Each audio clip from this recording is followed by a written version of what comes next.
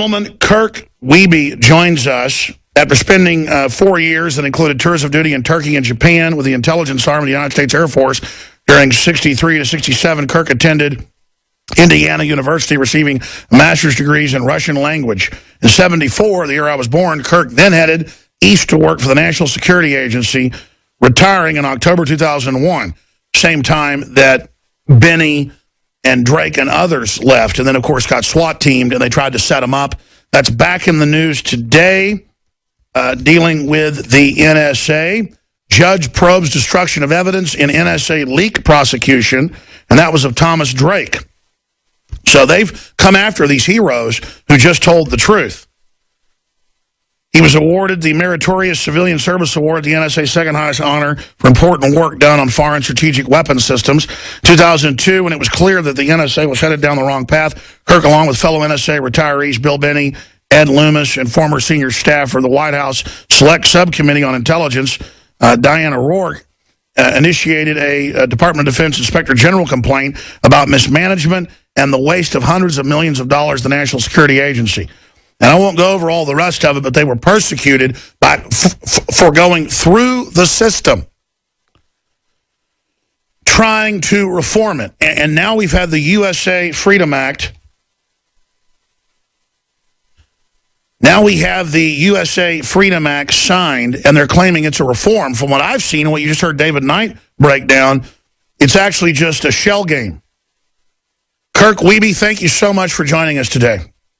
Alex Jones, it's a distinct honor to be with you. Well, it's great to have you, sir. I could ask a lot of questions here, but why don't you start at the beginning and just recap what you've witnessed being inside the NSA, what's happened since, and then I'd like to get your take on the USA Freedom Act. What's happened in a nutshell, Alex, is the very thing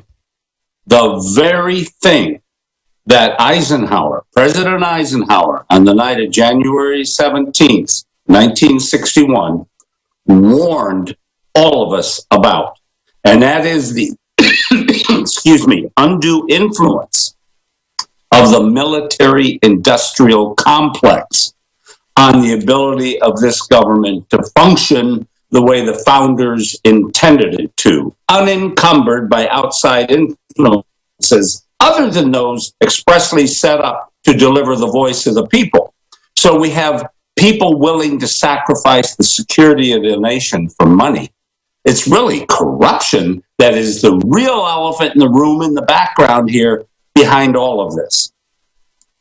So you're saying the running of this tens of millions of dollars a year grid is its own evil of itself, separate from the undue power and influence this gives the special interest, corporate and governmental, that are able to have access to the information. That ends the level playing field.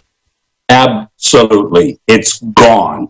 If Eisenhower saw what's in place today, what has really become the military-industrial intelligence complex, we need to add another I, because of what's gone on in the intervening 50 years since Eisenhower was in office. That thing is huge. It has multiple tentacles into various states, who elect senators and congressmen, who in turn benefit from the businesses in their states, who are milking the government trough of money for billions of dollars, many of them getting rich at our expense, all of this causing a constitutional crisis because we have a Congress more unwilling to defend the Constitution than ever in the history of the country.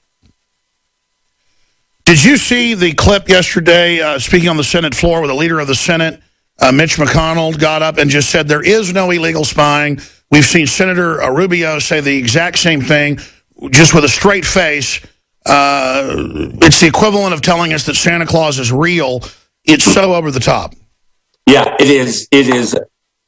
Here we have two senators, one of whom wants to become president, willing to stand there and lie and not wince about it, not have any shame, none. And this is what we're under. Either that, Alex, or the two of them are so ignorant of what NSA is really up to. And, I really do believe NSA's made it difficult for many people in Congress to understand what it's really doing. But as long as Congress isn't willing to do what I call earnest and real oversight, this is what we're going to get. We have a major NSA whistleblower joining us right now, accuracy.org, exposefacts.org. But I want to play the Mitch McConnell clip that we aired last hour in case new listeners just tuned in. This is the new party line. They're kind of going back to the old line that Bush had, that there is no illegal spying going on, even though whistleblowers at AT&T and others were going public, and they knew full well what was happening.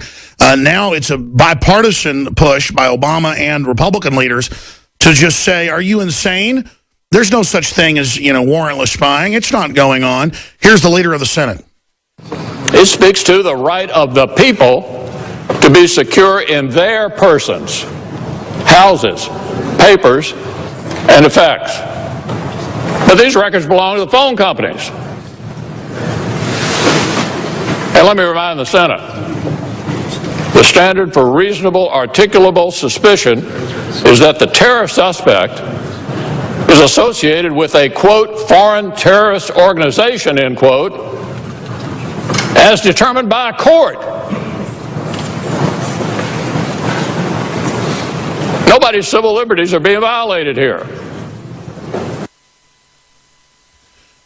Kirk Wiebe, NSA whistleblower, what is your view on his statement? It's specious. I don't know what else to call it. While he is technically correct, he's alluding to a legal precedent that if most people understood it or even heard about it, they would shake their head and say, what has happened to the profession of law and interpretation of the law? The authority that Mitch McConnell is inferring here, when he says we have no right to privacy of our phone records, is a case called Smith versus Maryland from the year 1979, when none of us even knew how to spell smartphone, let alone know what it means. It's from a time when the court said, yes, the police were not doing anything wrong when they tapped a dialed number between a criminal and his victim and used that evidence to prove the connection between the criminal and the victim, who he had been harassing via telephone. So they had probable cause. They had probable cause, and it was a suspect. Exactly. Now, that went to the Supreme Court because the criminal said, you can't use that information. The court said, oh, yes, we can. Yes, the government can. Yes, the police can. You don't have any expectation of that not being used. But you're right. The context was probable cause. That's a lot different than demanding the phone company hand over all their records about every American, including every innocent American, which, of course, is the majority of those records. Well, you bring up Eisenhower. I want to play a clip of his famous speech here in a moment. He talked about a technological elite controlling the military-industrial complex being the threat. That's the full quote.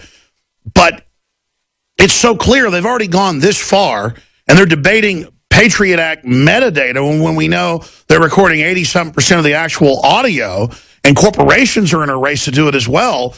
It just doesn't stand. I mean, even USA Today is admitting the DEA spies on everything without, warrants, and then goes and creates fake court cases. So I'm wondering what comes next in this slide into tyranny. But here's President Eisenhower warning us, and I guess today they demonize him like they're demonizing Rand Paul. We must also be alert to the equal and opposite danger that public policy could itself become the captive of a scientific, technological elite. In the councils of government, we must guard against the acquisition of unwarranted influence, whether sought or unsought, by the military-industrial complex. But then we have Governor Rick Perry outgoing saying You cannot question the military in a speech last week, but the military is run by the politicians. It's just an insane statement. Kirk, stay there. We're going to come right back to you. Exposefacts.org. Kirk Wiebe is an American patriot, high-level NSA whistleblower. They were all persecuted. We're going to talk some about that when we come back. They went through channels, so they got harassed, indicted, SWAT-teamed, fake court cases made up. Just incredible. Stay with us. Here's James Clapper famously being questioned by Wyden in Congress and lying and saying, spying? We don't spy on anything. In fact, what's spying at the NSA? It's like saying, the sun and the sky? Never heard of that. Here's the famous clip. The NSA director was at a conference, and he was asked a question about the NSA surveillance of Americans. He replied, and I quote here, "The story that we have millions or hundreds of millions of dossiers on people is completely false." The reason I'm asking the question is, having served on the committee now for a dozen years, I don't really know what a dossier is in this context. So what I wanted to see is if you could give me a yes or no answer to the question, does the NSA collect any type of data at all on millions or hundreds of millions of Americans? No, sir. It does not. Not wittingly. There are cases where they could inadvertently, perhaps, collect, but not wittingly. That's lying to Congress under oath right there. And now his lawyer 2 weeks ago said he just basically had some brain flatulence and had forgotten, as the head of the NSA, that they had any data on Americans. I mean, that's got to be one of the biggest lies in history. I mean, Pinocchio has nothing on this guy. I don't think Pinocchio should be the symbol of lying anymore, Kirk. I mean, shouldn't it be Clapper? You know, Alex, almost nobody knows this, but when I was in the process of earning that Meritorious Civilian Service Award for work against foreign strategic weapons, Jim Clapper was one of my primary customers for intelligence, because at that point he was stationed with the U.S. Strategic Air Command out in Omaha, Nebraska. And I had the utmost regard for him. So I know him personally, have sat in rooms with him, talked to him.